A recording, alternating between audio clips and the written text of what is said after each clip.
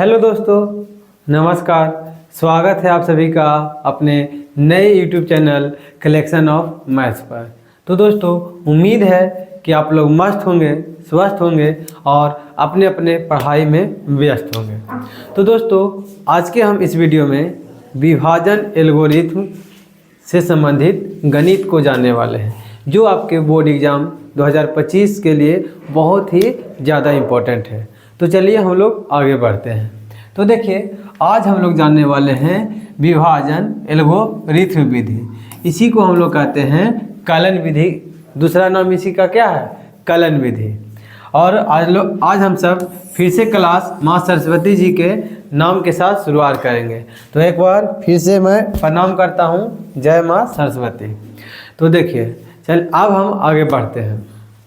तो विभाजन एल्गोरिथम विधि कहता है कि जैसे अगर हम कोई संख्या मान लेते हैं 13 में हम 4 से भाग देते हैं, तो देखिए 4 तिया का कितना हो जाएगा? 12। घटाएंगे तो कितना बचेगा? 1। तो देखिए, ये जो वाला होता है बीच वाला, इसको हम लोग कहते हैं भाज्य कहते हैं, और इसको क्या कहते हैं? भाजक। इसको क्या कहेंगे? भागफल। और जो आपका नीचे बच जाता है उसको हम लोग कहते हैं शेष या शेषफल कहते हैं। तो इसीलिए अगर हम लिखना चाहें तो देखिए क्या लिखते थे? 13 बराबर लिखते हैं 4 गुना 3 प्लस 2। प्लस का कितना हो जाएगा? 1 हो जाएगा। ये कहाँ से आता है? तो हम लोग एक संबंध पढ़े हैं कि भाज्य बराबर होता है भाजक गुना भागफल प्लस क्या हो जाएगा? शेष। शेषफल या शेष हो जाएगा। देखिए, यदि हम यहाँ भाज्य को देखिए, भाज्य यहाँ पे कितना हो जाएगा? 13। भाजक आपका हो जाएगा 4 गुना भागफल हो जाएगा 3 प्लस 1। तो 13 बराबर हो जाएगा 4 तिया के 12 प्लस 1। तो 13 बराबर हो जाएगा कितना? 13 हो जाएगा, जो कि हम इन सभी बातों से अवगत हैं। विभाजन एल्गोरिथम विधि आपका कहता है कि देखिए, यदि हम इसको भाज्य को हम लोग a लिखें और भाजक को हम लोग लिखें b, भागफल को लिखेंगे q और प्लस शेषफल यानी रिमाइंडर जो आपका हो जाएगा वो r हो जाएगा। तो आपका जो संबंध आ रहा है क्या आ रहा है? a बराबर bq प्लस r आ रहा है। इसे आप याद रखिएगा, आपके बोर्ड एग्जाम के लिए बहुत ही ज़्यादा इम्पोर्टेंट है। ठीक है, देखिए a बराबर bq प्लस r, a बराबर bq प्लस r, a बराबर bq प्लस r।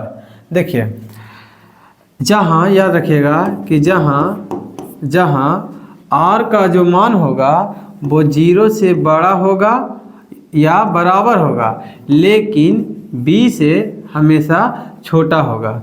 इस बात को भी आप हमेशा याद रखिएगा। ये बहुत ही इम्पोर्टेंट लाइन है जो आपके बोर्ड एग्जाम के लिए बहुत ही ज़्यादा इम्पोर्टेंट होने वाला है। r का जो आपका मान होगा वो 0 से बड़ा या बराबर होगा, लेकिन b से छोटा होगा। देखिए, ये जो है आपका भाजक वो b है, तो जब भी जो आपका शेषफल आएगा इससे ये छोटा ही रहने वाला है, क्योंकि यदि इससे ये बड़ा रहेगा तब तो हम एक मर्तबे और लगा सकते हैं भाग। इसीलिए b से हमेशा r का मान क्या होता है? छोटा होता है। हमेशा जो आपका होने वाला है, हमेशा r का मान छोटा होगा किसको से? तो b से। इस बात को याद रखिएगा। ऐसे आपका संबंध जो पूछता है, ये पूछता है कि r का जो मान होगा वो 0 से बड़ा या बराबर होगा, 0 से बड़ा या बराबर होगा, लेकिन b से क्या हो जाएगा? छोटा हो जाएगा। अब देखिए, इस कॉन्सेप्ट पर आपके बोर्ड एग्जाम में बहुत सारे प्रश्न पूछे जाते हैं। तो चलिए हम लोग देख लेते हैं यहाँ से कौन कौन से प्रश्न आपके बोर्ड एग्जाम में आते हैं। देखिए, यदि आपसे पूछ लेता है कि यदि यहाँ से आपका प्रश्न पूछ लेता है कि यदि विभाजन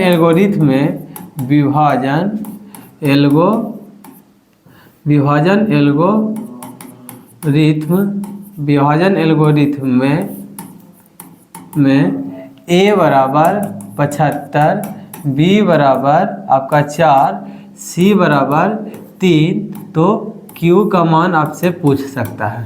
ठीक है, a b और ये आपका क्या हो जाएगा, तो देखिए a b यहाँ पे r का मान कर दीजिए कितना, तो r का मान यहाँ पे कर दीजिए 3, तो q का मान आपसे पूछ लेगा। तो देखिए हम लोग क्या जानते हैं कि a बराबर बी क्यू प्लस का r, ये हम लोग कॉन्सेप्ट जानते हैं कि a बराबर बी क्यू प्लस क्या होता है r। तो a का मान आपका है 75 बराबर b का मान आपका है 4, q का मान हमको निकालना है और r का मान कितना है 3 है।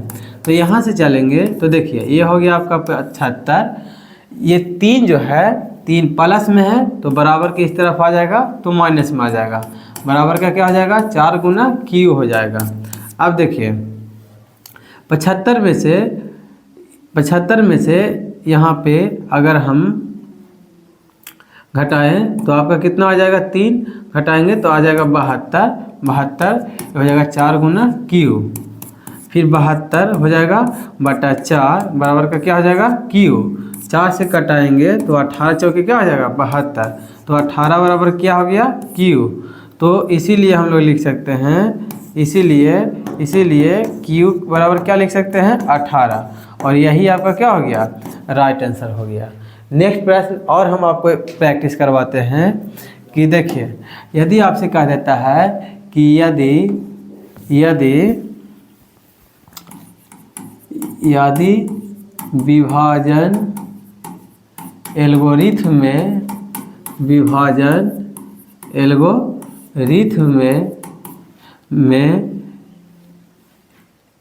ए बराबर, यहाँ से आपसे पूछेगा कि देखिए b बराबर आपको दे देगा 4 और q बराबर दे देगा आपको 8 और r का मान आपको दे देगा 3, तो कहेगा कि बताइए कि a बराबर आपका क्या होगा। तो हम क्या जानते हैं, विभाजन एल्गोरिथम में जो संबंध होता है वो होता है a बराबर बी क्यू प्लस r होता है।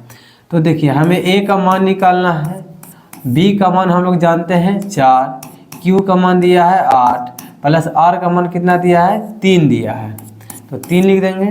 तो a बराबर हो जाएगा 8 चौके 32 प्लस का 3, 8 चौके 32 प्लस का कितना हो जाएगा 3, तो a बराबर आपका क्या हो गया 35, और यही आपका क्या हो गया राइट आंसर हो गया। इसके पहले वाले प्रश्न में आपसे q का मान पूछा था और इसमें आपसे a का मान पूछा है। बी क्यू आर और a चारों टर्म में से आपको कोई 3 टर्म दिया रहेगा और कोई एक टर्म यानी एक पद इसमें से कोई न कोई आपसे गुप्त रखेगा और वो आपको निकालने के लिए कहेगा। अब देखिए इसी प्रकार से और इसमें बहुत सारा प्रश्न बनेगा। क्या बन सकता है कि लिखेगा कि यदि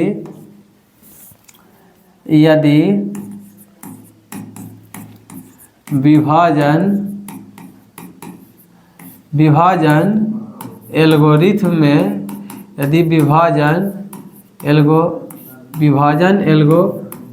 में आपसे पूछता है कि a बराबर आपका हो जाएगा 82, b बराबर हो जाएगा आपका 6, q बराबर आपका हो जाएगा कितना, तो 4, तो r का मान आपसे पूछ सकता है, r का मान क्या होगा। देखिए हम यहाँ पे अपना मन से ले रहे हैं तो शायद इसमें डाटा कटे या ना कटे उस पर ध्यान नहीं दीजिएगा। कॉन्सेप्ट आपका कहता है कि a बराबर क्या होता है बी क्यू प्लस का r होता है। a का मान आपको दिया गया है 82, b का मान दिया गया है 6, q का मान दिया गया है 4 प्लस r का मान दिया गया है। देखिए हम अभी आपको क्या बोले थे, r का मान, देखिए r का मान लिख देंगे तो ये हो जाएगा 82 प्लस 6 चौके 24 प्लस का r हो जाएगा, तो 82 माइनस का 24 बराबर क्या हो जाएगा r।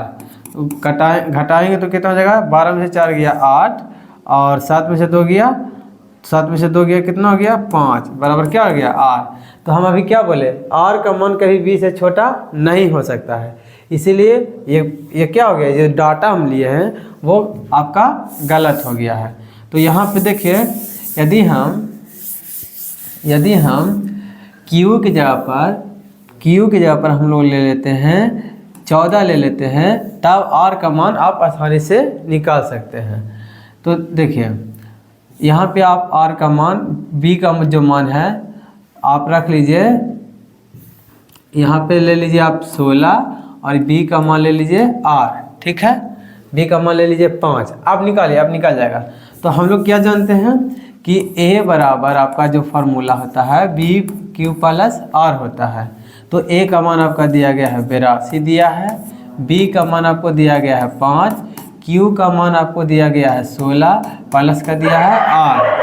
अब यहाँ पे देखिए ये 82 आपका हो गया, 16 पचे कितना हो गया 80, प्लस का कितना हो गया r। तो 82 माइनस का क्या हो जाएगा 80 बराबर r। तो 2 बराबर क्या हो गया r, यानी आपका शेषफल जो आ गया r बराबर कितना आ गया 2 आ गया। अब आप ये जो है विभाजन एल्गोरिथम विधि आप समझ गए होंगे। तो ये तो आपका हो गया, मान लीजिए ऑब्जेक्टिव आता है तब। आप सब्जेक्टिव कब कैसे बनाइएगा, तो देखिए सब्जेक्टिव में पूछेगा कि सब्जेक्टिव में कैसे प्रश्न पूछता है कि विभाजन एल्गोरिथम विधि द्वारा विभाजन एल्गोरिथम विधि द्वारा बोल देगा आपको कि विभाजन एल्गोरिथम विधि के द्वारा आपको निकालना होगा कि 324 एवं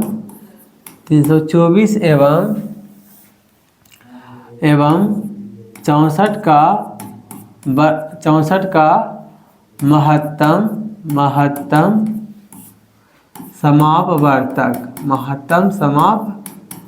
समापवर्तक, जिसको हम लोग क्या कहते हैं HCF यानी मासा ज्ञात करें। तो देखिए जब भी आपको विभाजन एल्गोरिथम विधि के द्वारा HCF निकालने के लिए कहे, तो जो बड़ा मान रहेगा उसको आप लोग A मान लीजिएगा।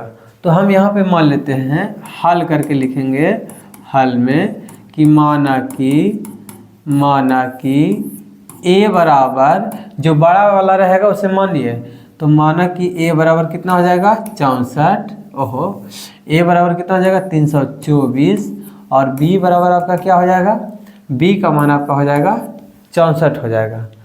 तो हम लोग विभाजन की क्रिया करेंगे, तो देखिए ये जो आपका हो जाएगा 324 और उसमें 64 से भाग देना है, तो क्या हो जाएगा 6 पचे का 30, 5 मतलब लगेगा, तो 5 चौका हो जाएगा 20, बाकी रहा 2, 5 छक्का 30 और 30 और 2 32, तो ये हो गया 4, फिर आपको 2 में से 2 गया 0, ये आपका हो जाएगा, ये भी आपका 0 हो जाएगा।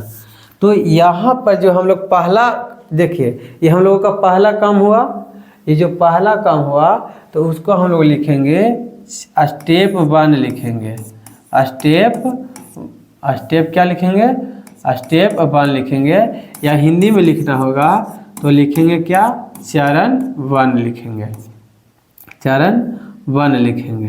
दोनों में से आप कोई भी लिख सकते हैं। तो यहाँ पे लिखेंगे, तो देखिए यहाँ पे क्या लिख सकते हैं हम, तो कितना लिखेंगे, तो देखिए यहाँ पर भी आप यहीं पर दे दीजिए, आप 64 में 324 से लगाइएगा तो 5 मरतबे लगेगा, तो हो जाएगा कितना 320, और ये हो गया आपका 4, कट गया। यह स्टेप आपका 1 हो गया। चाहते तो सिर्फ हम इसको देखिए, चाहते तो हम डायरेक्ट इसको यहाँ पर ना लिख करके यहाँ पर लिख देते हैं। तो हम लोग क्या जानते हैं कि A बराबर जो होता है वो BQ प्लस R से हम लोग जानते हैं। तो A का मान आपका हो जाएगा 324 बराबर हो जाएगा आपका 64 गुना 5 प्लस का क्या हो जाएगा 4 हो जाएगा। और ये पूरा जो आप प्रोसेस किए ये आपका कहलाया चरण 1, ठीक है। और ये प्रक्रिया हमें तब तक जारी रखना होता है जब तक कि इसका HCF 1 ना आ जाए, ठीक है। अब देखिए दूसरा जो है आपका दूसरा स्टेप करते हैं। तो देखिए दूसरा स्टेप जो है, दूसरा स्टेप करेंगे जो होगा दूसरा स्टेप, तो आपका हो जाएगा 4, उतार देंगे कितना 64, तो 4 चौका क्या हो जाएगा 4 चौका जो हो जाएगा आपका 64 है, तो लगाएंगे तो 1 मरतबे हो गया 4, बचा कितना 2, फिर 4 उतारेंगे तो 4 छक्का कितना हो गया 24, ये कट गया, ये पूरा तरह से क्या हो गया कट गया। तो यहाँ लिखेंगे यहाँ अंतिम अंतिम अंतिम भाजक, अंतिम भाजक जो है वो कितना आया 4 आया। तो अतः HCF किसका किसका, तो 324,64 बराबर कितना हो जाएगा 4, और यही आपका क्या हो गया राइट आंसर। इसी प्रोसेस को हम लोग यूक्लिड, इसको यूक्लिड भी कहेंगे, क्या कहेंगे यूक्लिड, क्योंकि ये जो नियम है यूक्लिड जी दिए थे, यूक्लिड विभाजन एल्गोरिथम विधि कहते हैं, ठीक है। नेक्स्ट जो अब आप समझ गए होंगे यहाँ, तो देखिए अब हम क्या करते हैं, अब हम दूसरा प्रश्न लेते हैं। तो दूसरा प्रश्न जो है आपका, हम यहाँ पे